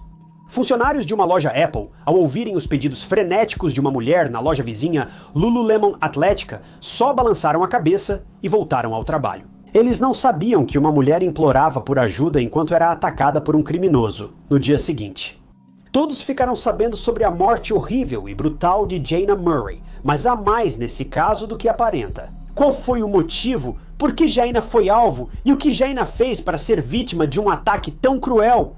O caso de Jayna Murray é alarmante, distorcido e inacreditável até o fim. Jayna Murray nasceu em 22 de novembro de 1980 em Wichita, Kansas, filha de David e Phyllis Rosalind Murray.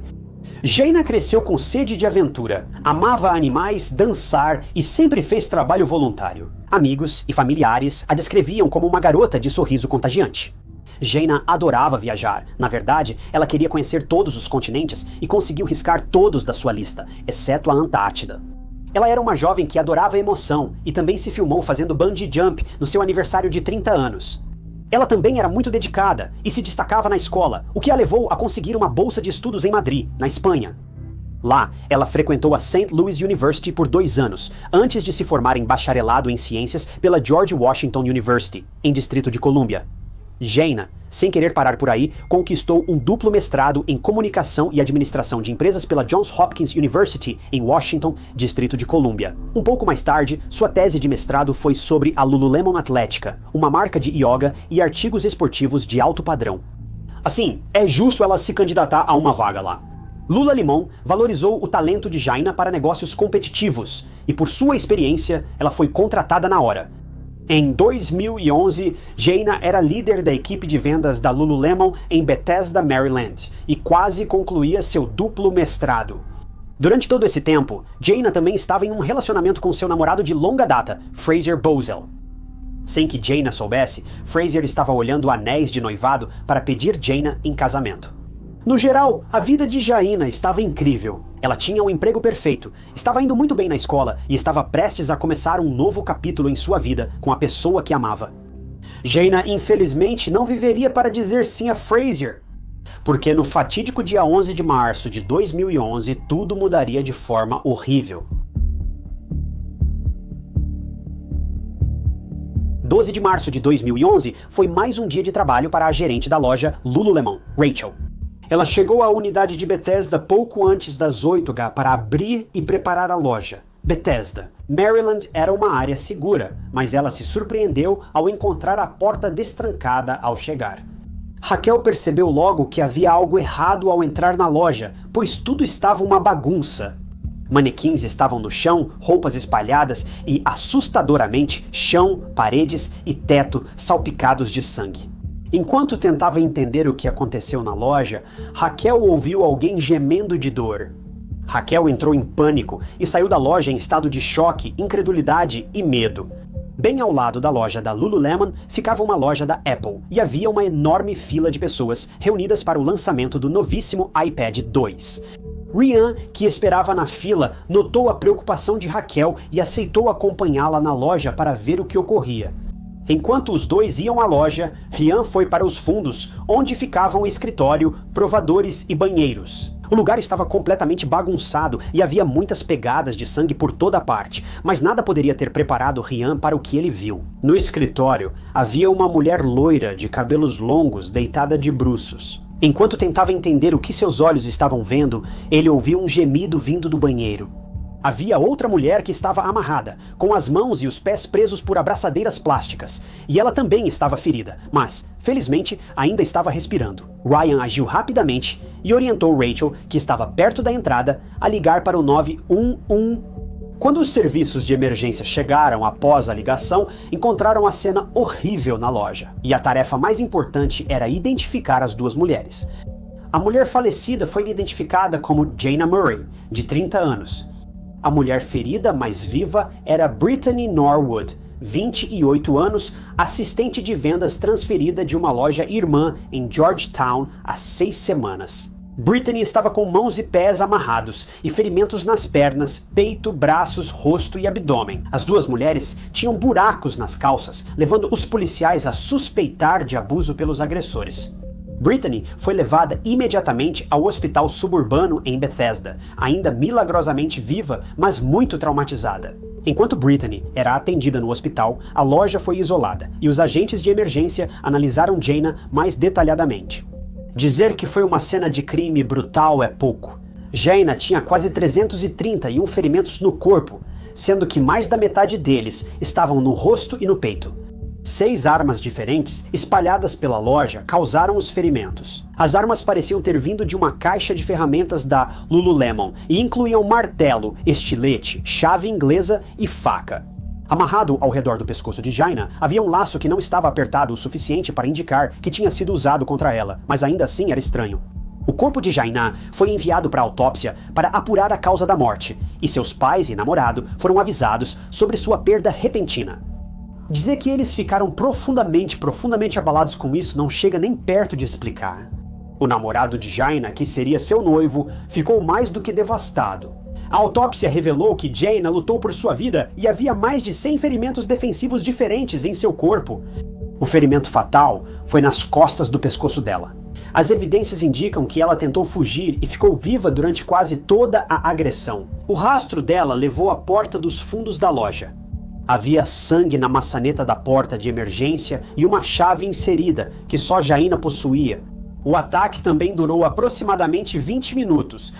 É perturbador pensar que essa jovem passou por tudo isso, e isso não faz sentido. Foi uma corrida contra o tempo para a polícia, porque eles queriam pegar quem havia atacado Jaina e Brittany de forma tão violenta. Mas havia alguns obstáculos no caminho. Veja, a Lululemon não tinha câmeras de segurança do lado de fora do estabelecimento, então era impossível ver quem poderia ter entrado na loja. E isso parece um pouco negligente por parte da marca, porque, vamos supor, alguém roubou algo da loja. Você não pensou em anotar a placa do carro deles? A única câmera por perto estava em frente à loja da Apple. A polícia analisou imagens da noite anterior e viu 2 homens de roupas escuras andando na calçada em direção à Lululemon, quando Brittany e Jayna teriam sido atacadas. Como a câmera estava longe, a polícia não sabia se aqueles homens tinham ligação com a morte de Jayna e os ferimentos de Brittany. A polícia registrou esse detalhe, mas por hora só podia pedir à única sobrevivente, Brittany, informações sobre a noite anterior. No mesmo dia, a detetive Dina Mackey, do Departamento de Polícia do Condado de Montgomery, visitou Brittany, que se recuperava bem, pois a maioria dos ferimentos era superficial. Brittany, que estava visivelmente se encolhendo e se afastando do toque das pessoas, finalmente se abriu para a detetive Mackey. Brittany disse que, na noite de 11 de março de 2011, por volta das 21, ela e Jayna estavam no turno de fechamento. Jayna costumava ir de carro ao trabalho, enquanto Brittany pegava o trem. Elas fecharam a loja e seguiram seus caminhos. Ao chegar à estação de trem, Brittany percebeu que esqueceu o cartão do metrô na loja. Ela ligou para outro funcionário tentando o número de Jayna, que estava com as chaves da loja. E assim que conseguiu, Brittany ligou para Jayna e explicou sua situação, Jayna sendo a pessoa prestativa que é. Ela deu meia volta mesmo estando quase chegando em casa, e voltou para a loja para ajudar Brittany a recuperar seu cartão do metrô. Assim que as 2 mulheres chegaram a Lululemon. Jayna estacionou o carro em frente à loja porque pensou que sairia rapidamente. Quando Jayna abriu a porta às 22h05, com Brittany atrás, 2 homens de preto, com toucas e luvas, as empurraram para dentro. O detetive Mackey suspeitou que os agressores eram os mesmos homens vistos nas câmeras de segurança perto do horário do ataque. Brittany achou que eram assaltantes e que iriam deixá-las em paz após esvaziar os caixas.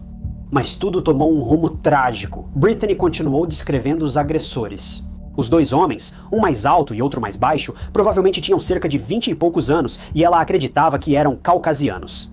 O mais baixo atacou Brittany e o mais alto agarrou Jayna. Eles dominaram as 2 e avisaram Brittany que sabiam onde ela morava.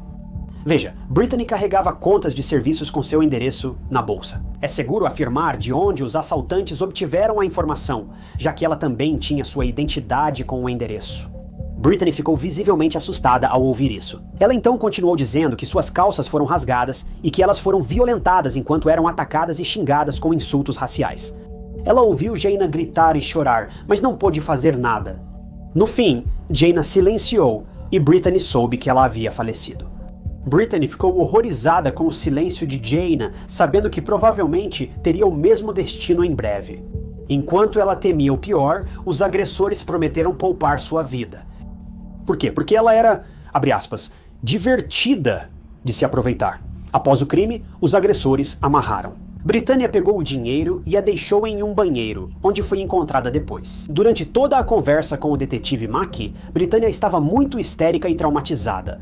A entrevista foi encerrada enquanto a cena do crime era analisada na busca por evidências forenses e DNA dos agressores.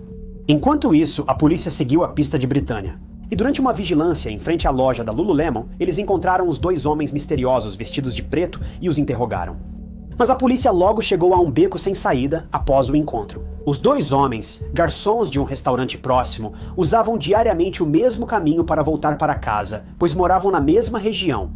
E as roupas escuras? As pretas eram o uniforme de garçom deles. Após revisar várias imagens de câmeras das noites anteriores, os 2 homens foram vistos caminhando diariamente pela mesma calçada no mesmo horário. Eles também tinham álibis irrefutáveis na hora em que o ataque a Jayna aconteceu e ainda forneceram seu DNA. Voluntariamente, eles também forneceram as impressões dos sapatos para ajudar na investigação. Todas essas evidências foram cruzadas com as fotos da cena do crime. Em 16 de março de 2011, Brittany foi chamada para outra entrevista para dar mais informações. Durante a entrevista, os detetives perguntaram se sabiam que carro Jayna dirigia. Brittany disse que não, e foi liberada após perguntas de rotina. No dia seguinte, os irmãos de Brittany avisaram a polícia que ela tinha algo a dizer sobre o carro. Eles afirmaram que Brittany temia revelar mais sobre o carro por medo de que os agressores voltassem para persegui-la. 2 dias depois, em 18 de março, Brittany foi chamada para outra entrevista e confessou que sabia como era o carro de Jaina, porque os assaltantes a fizeram mover o carro, entende? Antes do ataque a Brittany, os agressores mandaram que ela afastasse o carro de Jaina da loja. Eles a ameaçaram, dizendo que estava sendo vigiada e seria morta se não voltasse logo enquanto movia o carro de Jaina sozinha. Brittany também viu um policial patrulhando, mas não o chamou por medo de ser pega, já que os suspeitos sabiam onde ela morava. Curiosamente, a polícia passou a suspeitar que Brittany não dizia toda a verdade. Lembra da acusação de que Jaina e Brittany tinham as calças rasgadas? Então, 6 dias após o início da investigação, os laudos forenses chegaram revelando algo inacreditável. Os laudos concluíram que nenhuma mulher foi abusada. Quando a cena do crime foi analisada em busca de evidências, o único DNA encontrado por todo o local pertencia a Jaina e Brittany. Não havia DNA masculino na cena do crime, nem em Jaina ou Brittany. Como uma etapa extra, o DNA coletado dos 2 garçons não foi encontrado na loja nem nas mulheres, então eles foram retirados da lista de suspeitos. As pegadas revelavam muito sobre a história de Brittany, pois só foram encontradas dentro da loja. Se os agressores tivessem vindo de fora, haveria um rastro de pegadas do lado de fora da loja também, mas não havia nada. Só poderia haver uma de 2 explicações para essa pista bizarra. Ou os agressores trocaram de sapatos antes de sair, o que é totalmente desnecessário. Ou a pessoa responsável por esse crime horrendo estava dentro da loja o tempo todo, mas aqui está o detalhe. As pegadas menores eram dos sapatos de Brittany. A maior era de um sapato tamanho 46. Isso pode ter vindo dos sapatos dos agressores, mas a polícia ainda investigava. Compararam as pegadas maiores com as dos walkers nas câmeras de segurança, mas não coincidiam. A pegada maior era de um sapato tamanho 14 guardado antes de ser colocado na propriedade e recuperado na busca. E esse detalhe era muito estranho, mesmo que a história da Brittany fosse verdadeira e que os 2 suspeitos tivessem atacado eles. Por que eles trocariam de sapatos e usariam os da loja? É muito bizarro, como se isso já não fosse estranho o bastante. Na noite do ataque, a Apple ao lado ouviu barulhos da Lululemon às 22h30. Os funcionários e o segurança. Ricardo ouviu distintamente 2 mulheres discutindo, e uma delas foi ouvida repetidamente dizendo: "Fale comigo, não faça isso. O que está acontecendo? Por favor, fale comigo." Depois, ouviram uma briga, batidas e sons de algo sendo arrastado. Durante todo esse tempo, nunca ouviram a voz de um homem. E se isso já não fosse assustador o suficiente, toda essa confusão foi seguida por uma voz fraca dizendo: "Deus, por favor me ajude, por favor me ajude." O mais irritante foi que os funcionários da Apple trataram como simples confusão e nada fizeram. Se tivessem chamado a polícia na hora, talvez Jaina fosse salva, mas não chamaram e não sabiam que ela lutava pela vida. Do outro lado da parede. De qualquer forma, à luz de todas essas descobertas, a polícia sabia que havia algo que Brittany não estava contando e que a história dela não batia com os fatos reais da cena do crime. Os detetives se perguntaram: por que Brittany mentiria sobre o abuso? O que ela escondia? Será que Brittany estava realmente em perigo? Ou será que ela era o perigo? Enquanto investigavam o passado de Brittany, havia um detalhe particularmente estranho sobre ela que continuava aparecendo. Ela tinha mãos leves. Na faculdade, Brittany frequentemente roubava lojas. Suas companheiras de equipe, colegas de quarto e até amigas relataram que coisas como dinheiro, maquiagem e roupas sumiam na presença de Brittany. Quando a cleptomania de Brittany levou suas amigas a denunciá-la, ela perdeu a bolsa de estudos e foi expulsa. Em 2007, Brittany mudou-se para Maryland e trabalhou em um hotel até ser promovida à gerência. Mas isso também não durou muito, pois ela foi demitida quando os colegas de trabalho descobriram que ela estava roubando deles. Brittany tinha aspirações de se tornar personal trainer e abrir sua própria academia. Na verdade, o emprego dela na Lululemon era apenas uma passagem, enquanto ela continuava perseguindo seus sonhos de abrir, ou pelo menos trabalhar em uma academia. Pelo que parecia, não parecia que Jaina ou Brittany fossem próximas, nem parecia que tivessem qualquer problema uma com a outra. Elas trabalhavam juntas e eram apenas cordiais. Então, o que aconteceu na noite de 11 de março de 2011 que levou à morte horrível de Jaina? Antes do fechamento, todos os funcionários passavam por checagem obrigatória de bolsas. Era parte do protocolo da Lululemon para evitar roubos de funcionários. Jaina era responsável por checar a bolsa de Brittany e ficou chocada com o que encontrou. Jaina encontrou uma calça legging com as etiquetas ainda presas, levando-a a acreditar que Britney estava furtando durante o expediente. Sem falar com Britney, Jaina avisou sua gerente sobre o incidente. A gerente prometeu a Jaina resolver o caso com Britney no dia seguinte. Britney provavelmente soube disso e quis pedir para Jaina não contar, mesmo com o dano já feito. Indo para o fechamento às 21 horas, e Britney ligou para Jaina voltar à loja sob o pretexto de pegar seu cartão do metrô que havia ficado lá. As duas teriam conversado na loja, com Britney pedindo que Jaina não a denunciasse por roubo. Quando Jaina se manteve firme, isso foi a gota d'água para Britney, porque ela não queria perder outro emprego. Provavelmente foi esse o problema que escalou para uma discussão verbal e depois física, e Britney, aparentemente sem outra saída, só conseguiu pensar em tirar a vida de Jaina para não ser pega e demitida do trabalho por roubo. Agora, acreditava-se que Britney atacou Jaina com as ferramentas, enquanto Jaina tentava argumentar e fugir. Após tirar a vida de Jaina, Britney moveu o carro dela para escondê-lo, deixando evidências, segundo uma testemunha. Ele viu Britney no carro em 11 de março. Quase 1h30 depois, ao passar novamente, ele a viu sentada no mesmo lugar. Acredita-se que Britney inventou a história do assalto mal-sucedido, voltou, revirou o local usando sapatos 44 e deixou pegadas pela loja. Ela pegou o dinheiro dos caixas e escondeu-se com Jaina em um quarto dos fundos. No fim, ela teve cortes leves no corpo e rosto e amarrou mãos e pés com abraçadeiras plásticas. Esperou até a manhã seguinte, quando Rachel e Ryan encontraram a cena brutal. Esse foi um plano elaborado feito por Britney. E é tão assustador pensar em alguém que pode recorrer a tirar violentamente a vida de outra pessoa para se salvar de ser pego roubando mercadorias. Jaina perdeu a vida porque Britney estava prestes a perder o emprego. Em 18 de março de 2011, apenas 7 dias após o ataque brutal contra Jaina, Britney foi presa. Mas havia um problema. A promotoria precisava provar que Britney havia premeditado tudo, já que eles buscavam uma sentença de prisão perpétua. Já a defesa aguardava acusações de homicídio em segundo grau, com pena bem menor. O júri, com 6 homens e 6 mulheres, julgou o caso em outubro de 2011. O promotor de Montgomery, Joan McCarthy, disse que Britney era astuta e mentirosa patológica. Ele também tentou convencer o júri, com a montanha de evidências e as contradições na história de Britney, a condená-la à prisão perpétua, alegando que ela era um perigo para a sociedade. A defesa, por outro lado, afirmou que Britney realmente tirou a vida de Jaina, mas que não foi premeditado. Na verdade, foi quando Britney perdeu o controle e matou Jaina.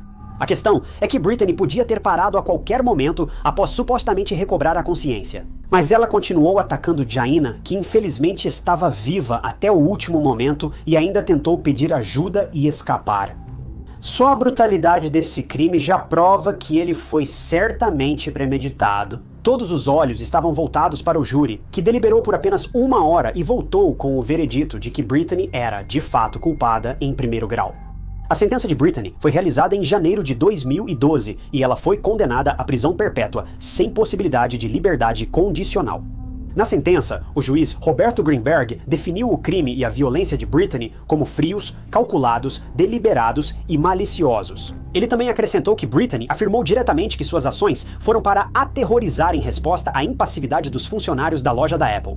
Ao ouvirem Jaina angustiada pedindo ajuda, o juiz Greenberg disse que eles falharam por indiferença insensível. Em 2015, Britney esgotou todas as apelações e segue presa no Instituto Correcional Feminino de Maryland, em Jessup. Os pais de Jaina, David e Phyllis, assim como seu irmão Hugh, ficaram aliviados após a sentença de Britney. A família Murray criou uma página no Facebook em memória de Jaina, celebrando os momentos de uma alma alegre, cheia de vida e aventureira. A página no Facebook busca incentivar as pessoas a experimentarem novidades e viverem de forma desafiadora. Jaina viveu a dela de forma livre e feliz. Este caso definitivamente tomou um rumo inesperado. Jaina, uma mulher que sempre fazia de tudo para ajudar as pessoas, teve um fim trágico nas mãos de alguém que ela só estava tentando ajudar. O único erro de Jaina, se assim pode ser chamado, foi manter sua posição e não deixar um ladrão escapar impune, mesmo que precisasse lutar até o fim. Obrigado, pessoal, por acompanharem mais uma compilação das 5 melhores histórias de crimes reais, mas não saiam daí ainda. Como forma de agradecer por vocês terem ficado até aqui, eu tenho mais uma história para contar e talvez seja a mais assustadora de todas. Esta é a história de Nicole Hammond, jovem que morreu porque seu colega de trabalho não aceitava um não como resposta.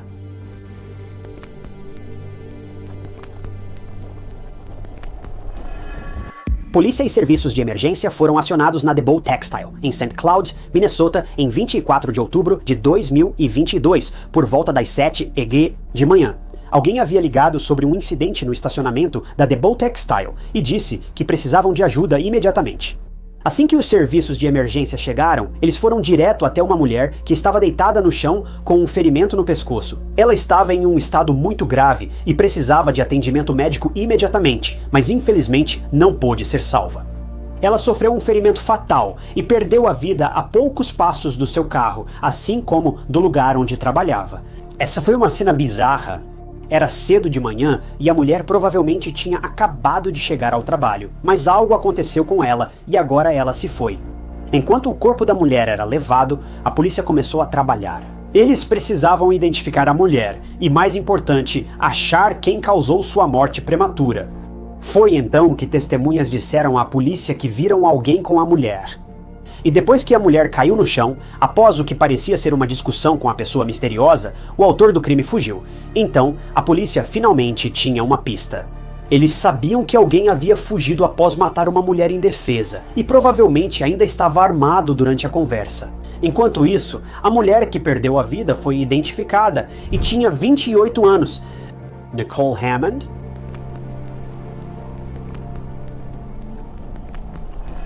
Nicole Hammond nasceu em Aitkin, Minnesota, e foi descrita como uma jovem brilhante, cheia de ambição. O chefe dela na DeBow Textile, Roberto DeBow, a lembrava como uma mulher sempre sorridente e impossível de não gostar. Nicole amava a natureza, o oceano, caiaque, trilhas e explorar novos lugares. Nicole também era muito próxima da família e uma das atividades que a unia ao pai era trabalhar no carro dela. Nicole tinha muitos hobbies, adorava fazer bijuterias e tirar fotos, e também era uma escritora incrível. Nicole queria abrir seu próprio negócio de joias e se mudou para Fort Myers, na Flórida. Um dia, e na época do caso, ela estava no processo de realizar seu sonho de abrir uma loja de joias. Ela era, no geral, uma jovem muito talentosa e carinhosa, que tinha sonhos como qualquer outra pessoa. Enquanto buscava seu sonho, precisava trabalhar para pagar as contas. Ela conseguiu emprego na DeBow Têxtil e adorava trabalhar lá. Seus colegas de trabalho eram incríveis, ela era pontual e a vida estava indo bem para ela. Isso foi até ela cruzar o caminho de alguém um mês antes dos acontecimentos do caso, que não a deixava em paz. E isso se tornaria algo muito difícil para Nicole lidar. Seu nome era Michael Carpenter e tinha 36 anos na época. E vamos apenas dizer que quando Michael viu Nicole, ele a quis e não descansaria até conseguir o que queria. Sabe-se pouco sobre Michael, exceto que alguns colegas achavam que ele tinha um temperamento ruim. Michael também trabalhava na DeBow Textile, mas não sei exatamente o que ele fazia lá. Não sabemos como surgiu a obsessão de Michael por Nicole, mas é provável que ele a tenha visto no trabalho e se fixado nela. A partir desse ponto, uma declaração de causa provável afirmou que Michael insistia em convidar Nicole para sair e queria um relacionamento físico com ela. Michael fez investidas perversas e desconfortáveis em Nicole, mas ela sempre o rejeitava.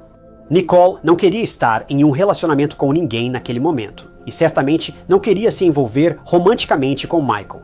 Como eles trabalhavam juntos, Nicole fazia questão de manter as coisas profissionais entre eles. Mesmo educada, ela não era indecisa sobre seus sentimentos por Michael, que eram muito claros. Nicole não queria nenhum tipo de relacionamento, nem com Michael, nem com outro homem. Fim de papo. Será que Michael entendeu a dica? Acho que você pode imaginar. Michael foi implacável em sua perseguição a Nicole. Era como se cada vez que Nicole o rejeitasse, ele ficasse cada vez mais irritado. Sua próxima investida foi ainda mais intensa que a anterior. Nicole ficou em uma situação desconfortável.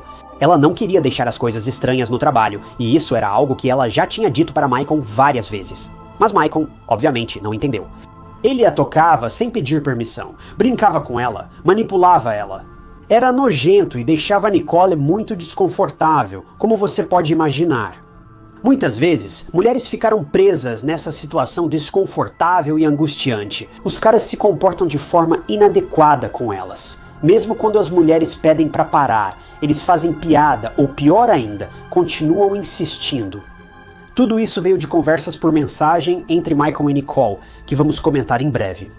Mas o problema é que Michael estava sendo tarado e pervertido. Ele viu Nicole, sentiu desejo e quis levar para o nível físico. E quando Nicole o rejeitou, foi aí que ele ficou ainda mais insistente e invadiu a paz e o espaço pessoal da Nicole.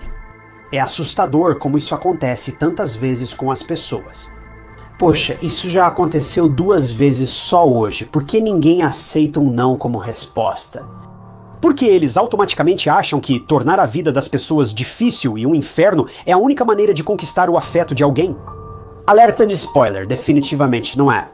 Os colegas notaram que Michael ficava cada vez mais chateado com a rejeição de Nicole, levantando a questão: por que ele não podia deixá-la em paz? Está claro que Nicole não vai mudar de ideia, mas Michael ainda tenta forçá-la. Enfim. Quando a polícia conversou com vários colegas de trabalho que viam tanto Michael quanto Nicole diariamente e sabiam da fixação de Michael por Nicole, era certo que a polícia sabia que precisava visitar Michael? Ele parecia muito suspeito, e a obsessão dele por Nicole simplesmente não agradava à polícia. Enquanto isso, a polícia analisou o celular de Nicole e achou várias mensagens entre ela e Michael, todas datadas. Um dia antes de Nicole ser encontrada morta no estacionamento do trabalho, mensagens de texto mostravam uma discussão entre ela e Michael. Eu suponho que começou com aquelas coisas de sempre. Michael continuava pressionando Nicole para sair com ele ou ter um relacionamento físico, e Nicole repetidamente o rejeitava. Depois, as próximas mensagens de Nicole mostraram que ela não queria mais ser tocada ou manipulada por Michael.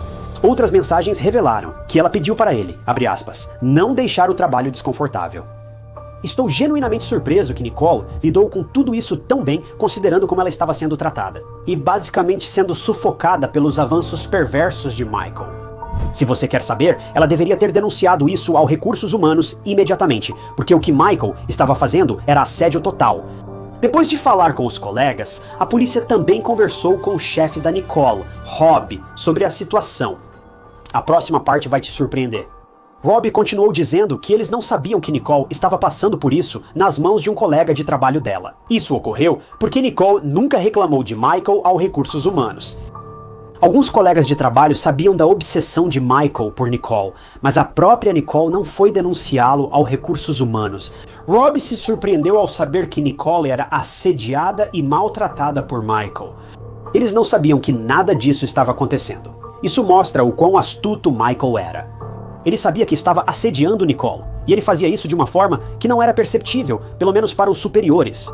Agora, pessoalmente, ainda acredito que Nicole deveria ter denunciado os incidentes aos recursos humanos, ou pelo menos deveria ter sido incentivada a fazer isso pelos colegas de trabalho que sabiam de tudo isso. Isso é apenas uma suposição da minha parte, mas talvez Nicole não quisesse levar as coisas longe demais.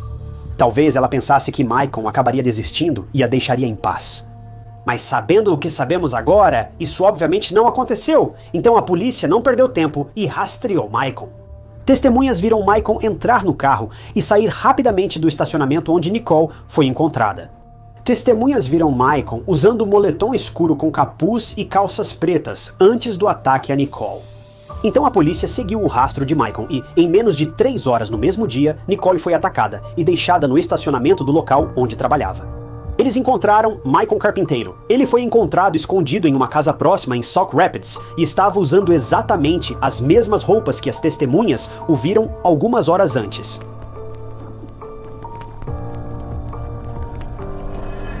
A polícia sentou Michael e pediu que contasse seu lado da história. Mesmo achando Michael estranho, queriam saber primeiro o que ele diria ao ser questionado sobre onde estava no momento do ataque a Nicole. Ele disse à polícia que tinha acabado de desligar o carro e estava indo entrar no prédio para começar o trabalho. Foi então que ele se deparou com o corpo da Nicole no chão e fugiu de carro. Quando a polícia perguntou por que fugiu após ver Nicole caída, Michael disse que se assustou ao ver o corpo dela. A polícia achou isso extremamente estranho, porque geralmente a primeira reação de uma pessoa ao ver alguém caindo no chão é ligar para a polícia ou tentar ajudar. Michael não fez nada disso, apenas se assustou e fugiu de carro, deixando Nicole para trás. Mesmo sem suspeitas anteriores sobre Michael, após essa conversa, a polícia tinha certeza de sua ligação com o ataque a Nicole. Bem, essa suspeita foi confirmada quando a polícia encontrou uma grande prova no caso da Nicole, a arma usada contra ela. Acontece que ela pertencia a ninguém menos que Michael, literalmente não havia saída para ele. Agora, se você acreditasse por um segundo que ele não tinha nada a ver com o ataque a Nicole, então o que a mesma arma estava fazendo em posse dele? Depois disso, Michael foi preso por matar Nicole Hammond e logo acusado em primeiro e segundo grau. Mas ele se declarou inocente, como eles sempre fazem no julgamento. Enquanto os familiares de Nicole choravam emocionados, Michael entrou sorrindo na sala do tribunal. Como se ele não tivesse acabado de ser pego por tirar a vida de uma mulher inocente que não fez nada, além de simplesmente rejeitar suas investidas. Durante o julgamento, a promotoria apresentou provas na forma de mensagens de texto, em que Nicole discutia com Michael sobre tocá-la e manipulá-la, e como ela não deixaria isso acontecer novamente. Eles destacaram que, após a discussão, Michael sentiu necessidade de se vingar. Ele não conseguia aceitar o fato de que Nicole não o queria da mesma forma que ele queria ela. E a única solução para isso era tirar a vida dela como vingança. É um exemplo clássico de se eu não posso tê-la, ninguém mais pode. Então, foi isso que Miguel fez. Ele planejou sua vingança da forma mais sombria possível. Ele elaborou um plano para fazer com que Nicole pagasse o preço máximo e, na manhã seguinte, seu plano foi colocado em prática. Miguel, colega de Nicole, conhecia sua rotina e horários no trabalho. Então, ele esperou no estacionamento, pronto para colocar seu plano em prática assim que viu o carro de Nicole se aproximando do estacionamento da Debo Têxtil. Quando ela saiu do carro, Miguel aproveitou a oportunidade e os dois seguiram discutindo o mesmo assunto. Nicole ignora Miguel repetidamente. Quando Nicole ficou frustrada, foi aí que Miguel viu sua chance e fez sua jogada. Miguel fugiu de carro e se escondeu em uma casa a 3 horas do local do crime. Após o julgamento, o júri deliberou e anunciou o veredicto. Miguel Carpinteiro foi condenado em todas as acusações. Em 20 de setembro de 2024, Miguel foi condenado à prisão perpétua sem possibilidade de condicional antes da sentença. Ele foi visto sorrindo de canto, como se tudo isso fosse uma grande piada para ele. Sobre o que tudo isso se tratava, talvez nunca saberemos. Mas agora, Miguel vai passar o resto da vida na prisão e nunca mais poderá pôr as mãos em outra mulher novamente. A família e os amigos de Nicole ficaram aliviados com o resultado do julgamento e satisfeitos por terem conseguido justiça para Nicole. Uma mulher que não fez nada de errado, mas mesmo assim perdeu a vida. Nicole não queria um relacionamento com ninguém e recusar Michael lhe custou muito caro. É devastador pensar que existem pessoas por aí que nem sequer hesitam e fazem a pior coisa possível com alguém. Tudo porque elas não sentem o mesmo. No final, tudo o que resta é destruição, dor e um vazio que nunca poderá ser preenchido.